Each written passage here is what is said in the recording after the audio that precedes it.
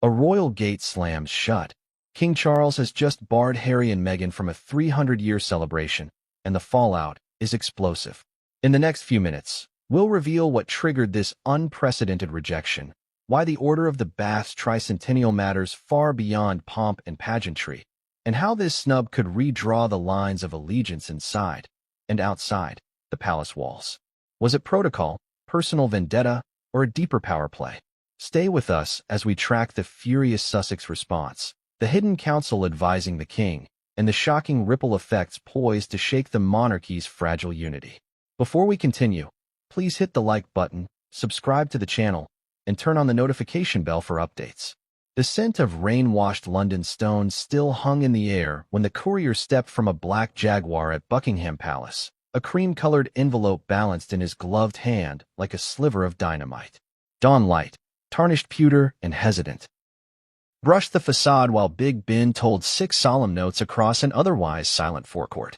Inside the envelope, 14 impeccably typed words beneath the crimson stamp of His Majesty's personal crest spelled out a decision that would reverberate from the palace corridors to the canyons of coastal California.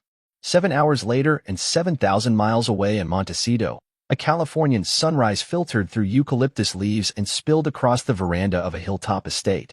Prince Harry stood at the kitchen island, tablet in hand, mouth tightening as he reread that same message. Aides would later recall the precise clink of porcelain when Meghan set her coffee cup down, the angry flare of red across her cheeks, and the sudden swirl of staff as phones buzzed and security gates whirred shut.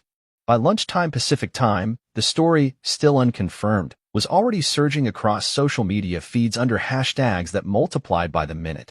Why did one refusal ignite such a blaze? Because the Order of the Bath is no ordinary ribbon-pinning ceremony.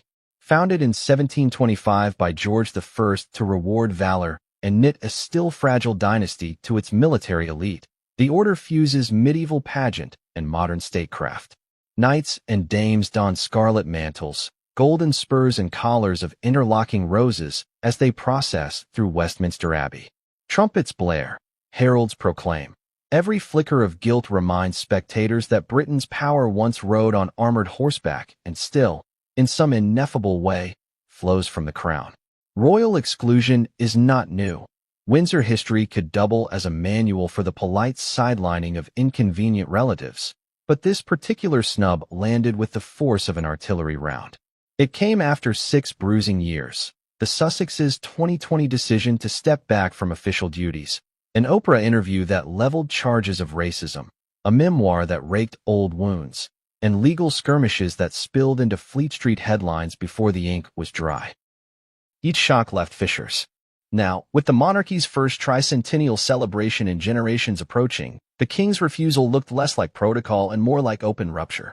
According to palace documents later leaked to the press, the Sussex petition arrived on April 5, 2025, routed through Sir Clive Alderton, the king's principal private secretary.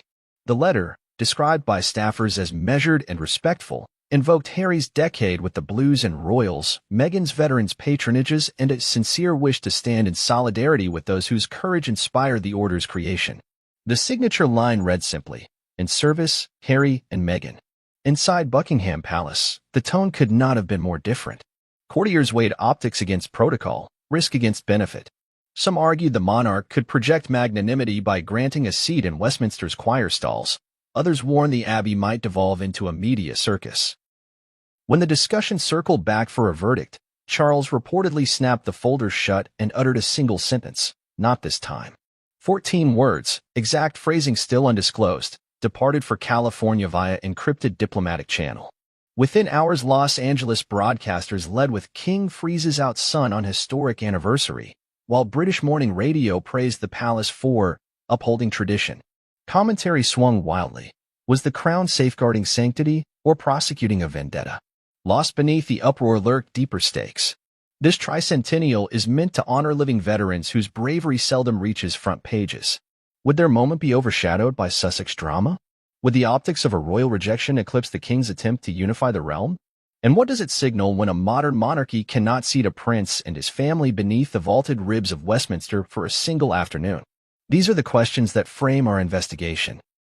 Over the next 45 minutes, we will traverse candlelit corridors lined with portraits of powdered sovereigns,